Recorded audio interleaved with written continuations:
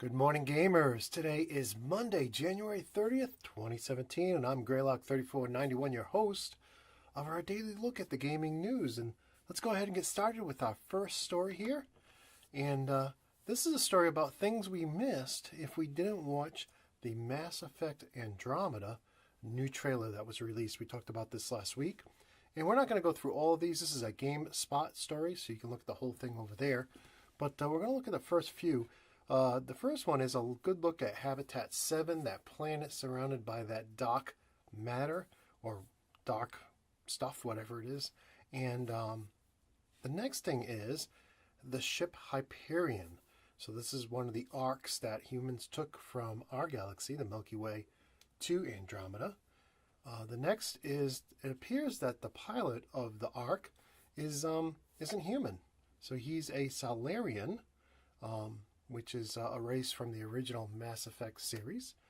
And the next one here is the antagonist. This is a look at Archon, who is the bad guy, and told the humans either to surrender or to die.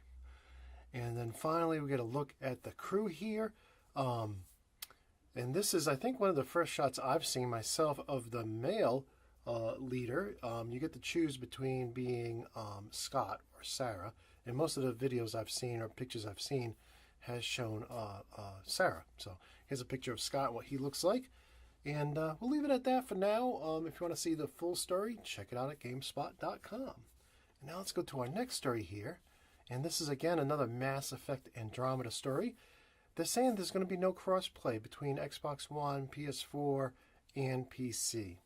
However, the PC version will have an uncapped frame rate, so that's interesting. And with the game coming out here in mid-March or mid to late March, I know a lot of people are excited about it, but no crossplay. Mass Effect has predominantly been in the past a single-player game. I'm not sure what multiplayer options are going to be in this edition, but I don't know that a lot of people are looking for crossplay in it. So let's go on to our next story here.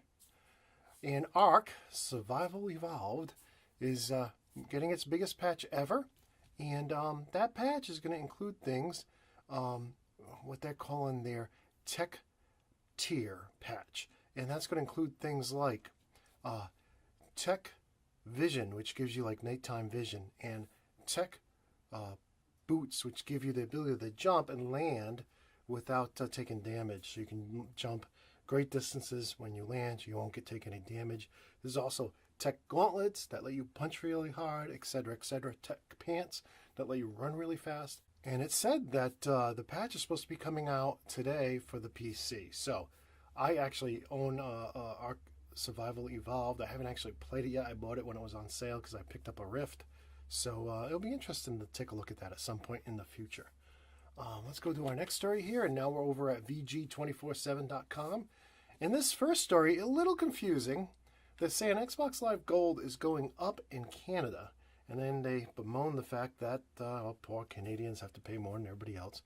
The simple matter of the fact is, even with Xbox Live being $69.99 in Canada, that's still cheaper than the $59.99 we're paying in the US. So I don't know what the problem is. Several people here were saying, oh, poor Canadians, they have to pay $80 for a video game. Well, that's $60.85 American. We're paying $60 American for a game. So it's not that big of a difference. And plus, even with this new Xbox Live subscription being $69.99, you're still saving like $5, $6 every year on your Xbox Live versus the Americans. So I don't know what the big hullabaloo about this was. Maybe Americans should be upset or unhappy that they were paying so much extra for Xbox Live than Canadians were, and still are. So on to our next story. Okay, this story talks about Elite Dangerous. The co-op multi-crew feature goes in the beta next month on February 20th, which means that it will probably be released for everybody. If we look at the past betas and releases, probably looking around April 1st, and this is very cool. Now, I play a lot of Elite Dangerous, both on PC and Xbox One, and multi-crew allows multiple people, up to 4 people, I believe, pilot the same ship or command the same ship. So you'll have somebody who's a pilot, you'll have somebody who's on repairs, you'll have somebody doing weapons, and you'll have somebody doing something else like shields or whatever. And so to make this work, they're also including an avatar editor that will allow the commanders to create their own avatars. So when you're playing multi-crew, when you look around your ship, you can actually see the avatars of the people you're playing with. So very cool. Looking forward to it. Looking forward to all the beta feedback and hearing more about the features, because it probably will be some other features in there as well. I'm really hoping they add the ability to select where you spawn. Like, I have ships all over the galaxy. I want to select which ship I spawn in when I start the game, and that would also help with the whole multi-crew too. But hopefully they'll add that in. So that's a big announcement for Elite Dangerous. And now we have a Humble Bundle Winter Sale. This is some really good stuff, and I'll just cover this briefly. Again, this is over at VG247.com. But some of the items on sale: Call of Duty Infinite Warfare, 34% off. Batman, the Telltale series, 33% off.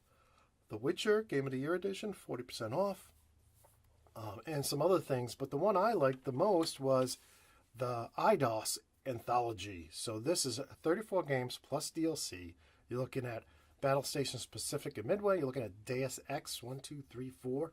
You're looking at Hitman. It looks like 5 Hitman, 2 Just Cause, Kane and Lynch, all the Lara Crofts and Tomb Raiders, it looks like.